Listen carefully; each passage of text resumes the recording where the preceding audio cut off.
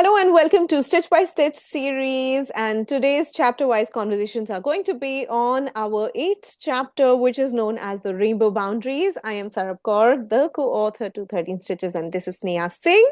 Sneha, take over. Hi, I am Sneha and I am also the co-author of 13 Stitches.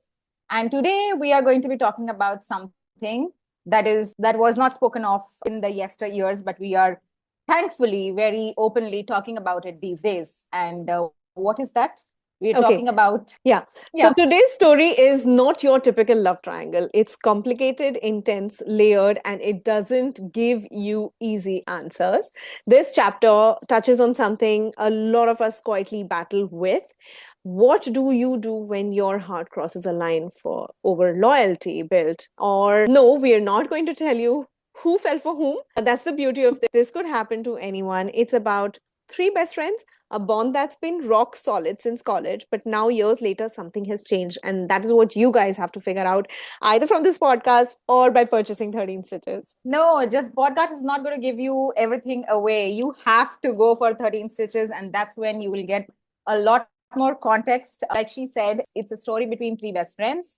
And what we want to ask here about the three best friends, between the three best friends, is can love between two people of the same gender or the same identity ever be wrong if the feelings are real? So, is it something just that the society, sort of timing, circumstances have made complicated, or is it genuinely wrong? Okay, so before I answer this is for the LGBTQ community because this chapter is based on that. And to answer your question, love between two people of the same gender or identity is never wrong if the feelings are real. Somewhere I've been believing that. I have had friends and I know how uncomfortable it makes them. So, what makes it feel complicated isn't the emotion itself, it's the world around that emotion, the society, the culture, the expectations, timings, fears, etc., like you mentioned. And I say feel complicated because let's be honest, the heart doesn't come with filters. It doesn't ask for approval before it decides to beat faster for someone. It just feels. And I think we all have been in this boat, not in the LGBTQ boat, but again, it's about love. And love is love, how you know their role. So I once knew two very close friends of mine, and they were very close since the school time. And they didn't even realize that they were in love until years later. But by the time one was engaged and the other had spent years hiding how they Exactly. felt. And, Exactly. they weren't sure if it was okay to love like that because I think we were growing up in the 90s and of course it was a very big taboo. In Correct. fact, taboo I mean, nobody knew what's happening, Even till date, I think there are still people of our age who are thinking that it is something that people are portraying. It's something like, maybe applying a lipstick that was not there when you were born, but you have applied it on top. You have layered yourself like that. Yeah. Do not realize that, they are born like that and they need to be accepted like that. So, I don't know if, people are reading my Instagram very closely, but those who know I have written a small piece on this where I said that, there was a haircut that I had taken and my mother was very against it because obviously, mothers are very traditional and they don't like you doing anything out of the box. So I was so uncomfortable with the idea of my mother not accepting a haircut. I wanted complete, I mean, I had already done it, right? But I wanted complete acceptance and validation from her. So if a haircut that can, go back to normal, like the way she wanted it, can feel like that, can make you feel so uncomfortable without the validation of your loved ones. How uncomfortable are we making people of the LGBTQ community by not accepting them for who they are? By being phobic to what they are or not accepting that, that's who they are and that's how they are going to love. So I think we owe that to them, no? Like your question asks, like I asked you the question, is it society that makes it complicated? And I think it does because It you does. just don't accept it. And they're trying to fit themselves in a box of normalcy, which is not needed. I mean, yeah, there is a lot of progression in and around the world as of today's date. Right. But again, there are people who are still keeping themselves in the closet. And I know Yeah. a few. And then there are some who are too bold, which is they don't have a Yes. closet only. So, which is good. But Yeah. yes, you know what? They don't have plain Jane life. It is Yeah. very painful. It is a messy journey for them.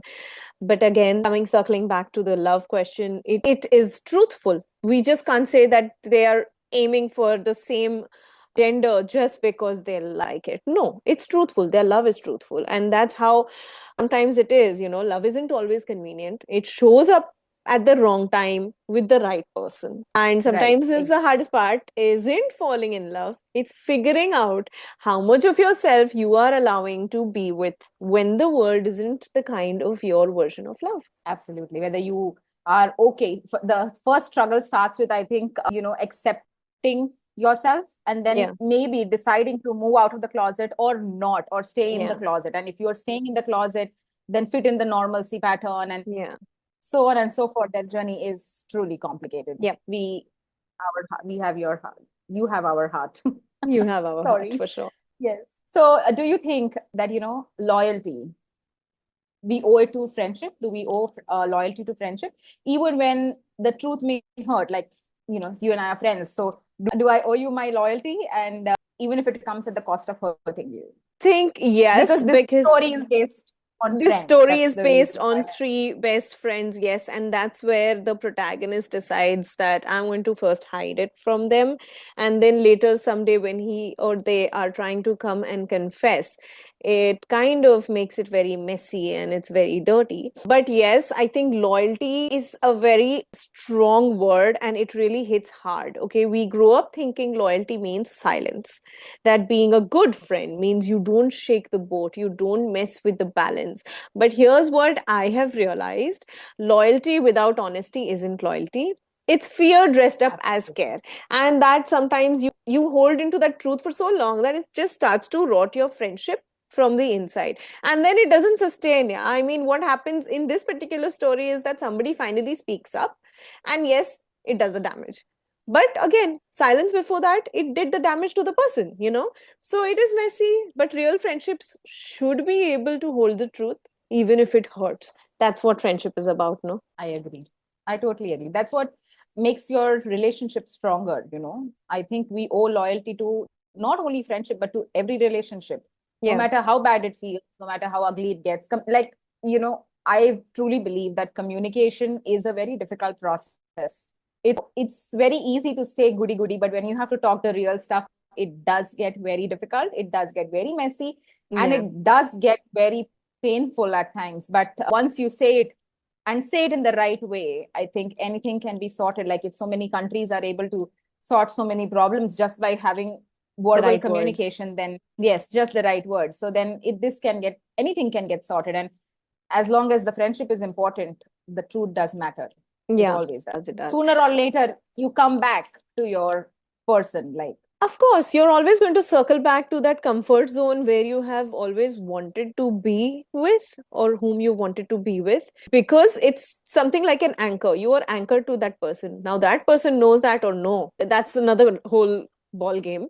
But again, your heart is always just going to attract you there, unless you are actually going to be a very shrewd person, not loving yourself, not caring yourself, and you want to move on. Then that's where the whole depression angle and your psychology angle comes in. But again, it's a whole different ball game, and we're going to stick to this particular chapter story. absolutely. So I think we had a wonderful chat about, how complex it gets for our LGBTQ friends, Yeah. how important validation is for them, and how we should probably, change the way we look at this whole situation.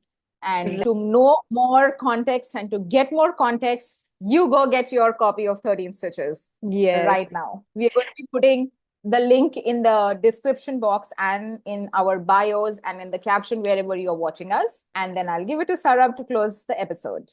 Yeah, on a closing note, well, I would just want to say this, that this particular eighth stitch where love meets loyalty and truth gets tangled in timing, that's all about it. And for the people out there following your heart, it means risking the very people you who once felt like home. But if there's one thing this chapter reminds us, it's that even the most complicated love stories deserve to be told. Absolutely. And that's it for today. And I think we're going to come back with Sneha's ninth chapter. I'm not Yes, going to say that's anything. That was another, a very viral one, any which ways. that's one that we should look forward to too, Yes. like all the others. And we're going to be seeing you in the next episode. Bye. Take care until then. Thank you. Bye.